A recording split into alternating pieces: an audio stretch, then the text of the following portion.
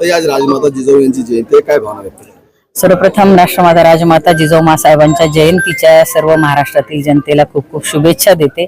राष्ट्रमाता राजमाता जिजाऊंनी छत्रपती शिवरायांच्या मनामध्ये स्वराज्याचं स्वप्न पेरलं आणि लोककल्याणकारी राज्याची संकल्पना ही मांडली।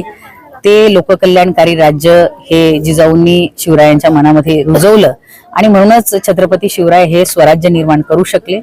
मला असं वाटतं की आजच्या जयंतीच्या दिनी सगळ्या राज्यातील जनतेला शुभेच्छा देत असतानाच किमान राज्यकर्त्यांना असं लोककल्याणकारी राज्य हे या राज्यामध्ये महाराष्ट्रामध्ये आलं पाहिजे याची सद्बुद्धी जिजाऊ मातेने द्यावी ही सदिच्छा या ठिकाणी व्यक्त करते। खरं तर सिंदखेड राज्यामध्ये देशभरातून जिजाऊ प्रेमी शिवप्रेमी येतात, मात्र कुठलीही सुविधा या ठिकाणी नाही, याचीच खंत जी आहे ती लखुजी राजे यांच्या वंशजांनी व्यक्त केलेली आहे। बरोबर आहे, अगदी रास्त आहे। अनेक वर्षांपासून या ठिकाणी राष्ट्रमाता राजमाता जिजाऊ मासाहेबांचा जन्मोत्सव हा मोठ्या उत्साहात साजरा केला जातो।